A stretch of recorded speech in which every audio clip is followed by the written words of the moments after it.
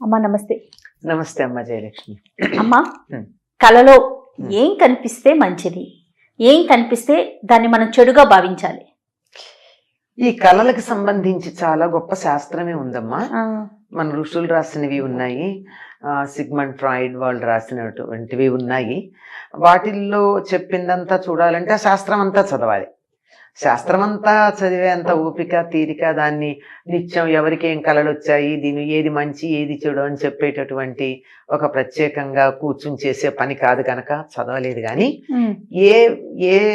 ఎటువంటి కళలు వస్తే ఎటువంటి ఫలితాలు ఉంటాయి అన్నది ఫలితాంశంగా రామాయణంలో చెప్పింది ఏమున్నాయో అవి మాత్రం చెప్పగలుగుతాను నేను. రామాయణంలో ఉన్నాయి. కానీ అమ్మ, రామాయణంలో స్ఫురించని అంశం లేదని కదమ్మా. ఆయన వాల్మీకి మహర్షి స్పృశించనటువంటి అంశం అన్నది లేదమ్మా. అన్ని విషయాలు ఉన్నాయి. అప్పుడు ఉన్నటువంటి నాగరికత, ఆ నాగరికతలో ఎన్ని శాస్త్రాలు ఉన్నాయి, ఆ శాస్త్ర విషయాలు ఏమున్నాయి, అందులో చాలా మందికి అన్ని తెలుసు. పైగా చదువుకునే వాళ్ళు కూడా అందరికీ తెలిసి కూడా ఉండేవి. అంటే ఏ అంశం గురించి మాట్లాడినా ముఖ్యంగా మీరు రామాయణంలో నుంచి ఎగ్జాంపుల్ తీసుకొని చెప్తూ ఉంటారు. అన్ని ఉన్నాయి. అది ఒక కల్పవృక్షం అమ్మా. నువ్వు ఒక దాని పేరు చెప్పు, అందులో కనపడుతుంది దానికి సంబంధించిన విషయం. బాబా, అద్భుతమైన గ్రంథం. ఇప్పుడు కళలు దశరథుడు రాముడికి వివాహం అయిన తర్వాత భరతుడు మేనమామల ఇంటికి వెళ్ళిన సందర్భంలో కొన్ని సంవత్సరాలు అయిన తర్వాత, అంటే 11-12 సంవత్సరాలు అయ్యి ఉండొచ్చు అప్పటికి. అంటే రాముడికి వివాహమైన 12 ఏళ్లకి 12 ఏళ్లకి దశరథుడు ఒకరోజు సభ చేసి చెప్తాడు, నాకు కళ వస్తోంది, కళలు వస్తున్నాయి, ఆ కళల ప్రకారం నేను ఎక్కువ కాలం జీవించి ఉండను అని చెప్పాడు. ఏమంటే తనకి సంబంధించినటువంటి అంతరిక్షంలోనేమో తన సంబంధించిన నక్షత్రాలు అవి రాహుగ్రస్తమైనట్టు కనపడడం అనేది ఒకటి చెప్పాడు, ఖగోళ శాస్త్రానికి సంబంధించి. అంతేకాకుండా తాను నగ్నంగా కనపడుతున్నానని, అంటే అది తనకి ఎవరన్నా తనని తాను నగ్నంగా కనపడినట్టయితే తన మరణం ధ్రువం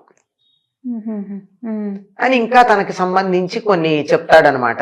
ఈ కారణంగా నాకు మరణం సమీపించింది అని నాకు అర్థమవుతోంది అని చెప్తాడు. ఇది ఒకటి.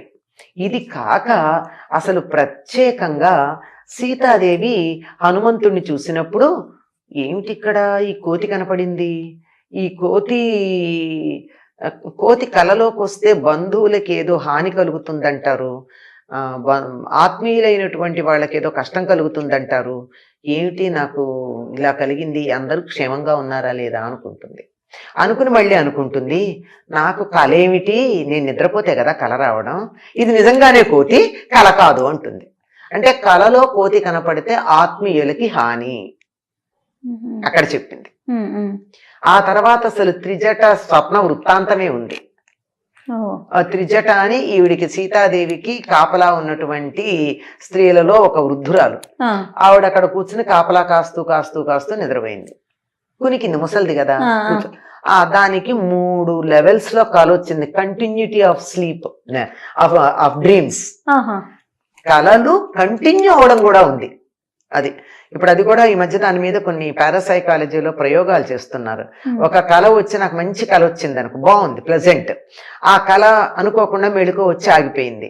ఆగిపోతే అది కంటిన్యూ కావాలి, అదే కళ కంటిన్యూ కావాలంటే దాన్ని కంటిన్యూ చేసుకునే ఒక టెక్నిక్ కూడా ఉందిట సైకాలజీలో. అద్భుతం కదమ్మా. అద్భుతమా? ఎందుకు వచ్చింది విషయం బాగుంది కానీ అసలు కళ్ళే రాకుండా హాయిగా నిద్రపోతే ఎంత బాగుండు. అలా ఉంటుందా కదమ్మా? ఒక్కొక్క రోజు అసలు ఏం గుర్తుండదు, అసలు కళలు ఉండవమ్మా. కొంతమందికి విపరీతమైనటువంటి మానసికమైన కార్యక్రమాలు నడుస్తూ ఉన్నప్పుడు మాత్రమే, యాక్టివిటీ ఉంటే మాత్రమే కళలు వస్తాయి. లేకపోతే హాయిగా ఏదో ఏనుగులు తొక్కినా తెలియనట్టు, పిడుగుపడ్డా తెలియనట్టు పడుకున్నారంటారే, అట్లా పడుకోవడం అసలు నిజమైనటువంటి శారీరక మానసికమైనటువంటి అద్భుతమైన విశ్రాంతి లభ్యమవుతుంది దానికి. ఆవిడ చెప్తుంది 3 రకాల కళలు చెప్తుంది. ఒకటి ఏమిటంటే, రాముడు ముందు ఇది 1000 హంసలు మోస్తున్న పల్లకీలో వస్తున్నట్టు, సీతాదేవి ఏమో చంద్రుణ్ణి సూర్యుణ్ణి ఇలా చేతులతో తడుముతున్నట్టు, అట్లా. అలాగే తెల్లని ఎద్దులు కట్టినటువంటి రథంలో వస్తున్నట్టు, ఆ తరువాత ఏనుగు మీద, తెల్లని ఏనుగు మీద వస్తున్నట్టు, ఇలా కళలు వచ్చాయి అంటుంది. అంటే 3 లెవెల్స్ ఈవిడికి వచ్చింది. ఈ 3 కూడా శుభం. తెల్లని వస్తువులు వస్తే శుభం, తెల్లని ఎడ్లు ఆబోతులు అవి వస్తే శుభం, తెల్ల ఏనుగు వస్తే శుభం. ఈ తెల్ల హంసలు శుభం. ఈ తెల్ల ఏనుగు అన్నది మనకి బుద్ధుడి చరిత్రలో కూడా కనపడుతుంది. మాయాదేవికి తెల్లని ఏనుగు వచ్చి వైశాఖ పూర్ణిమ నాడు తనలో ప్రవేశించినట్టుగా కాలుస్తే ఆ తరువాత ఈయన పుట్టాడు, సిద్ధార్థుడు పుట్టాడు అని చెప్తారు. అంటే మహానుభావుడైనటువంటి వాళ్ళు. ఇది చాలా శుభప్రదమైనటువంటి కళలుగా వీటిని చెప్తారు. ఇది అయ్యాక రావణుడి పరిస్థితి కూడా ఆ త్రిజట కళల్లో వస్తుంది. నూనె తాగుతున్నట్టు, జుట్టు విరబోసుకున్నట్టు, నల్లని స్త్రీ జుట్టు పట్టుకు ఈడ్చుకెడుతున్నట్టు, రథం మించి లాగితే తల్లకిందులుగా పడుతున్నట్టు, ఆ పడ్డవాడు వెళ్ళి అక్కడ ఆ మలం ఉన్నటువంటి గుంటలో పడ్డట్టు, అందులో పడ్డవాడు లేచి అలా నగ్నంగానే వికటాట్టహాసం చేసి పరిగెడుతున్నట్టు, ఇట్లా చెప్తూ ఇలా చెప్తూ ఈయన అలాగే పరిగెత్తాడు. ఆ తర్వాత ఆయనకు ఇంద్రజిత్తు వీళ్ళందరూ తమ్ముళ్ళు వీళ్ళందరూ కూడా అట్లాగే ఒకళ్ళు మొసలినెక్కి వెళ్ళినట్టు, ఒకడు దున్నపోతునెక్కి వెళ్ళినట్టు, ఇట్లాంటి కళలు వచ్చాయి అని చెప్తుంది. ఇవన్నీ వాళ్ళ మరణాన్ని సూచించేవి అని స్పష్టంగా త్రిజట చెప్పింది. దీన్ని బట్టి మనకి ఏవి వస్తే మంచిది, ఏవి వస్తే చెడు అనేది తెలుస్తుంది. ఆ తర్వాత విభీషణుడు కనపడతాడు. ఆ విభీషణుడు తెల్లని గొడుగు కింద తెల్లని ఏనుగునెక్కి ఊరేగెడుతున్నట్టు కనపడతాడు. అంటే అది చక్రవర్తి అవుతాడు అని ఆవిడే ఆ కళ యొక్క ఫలాన్ని చెప్పింది.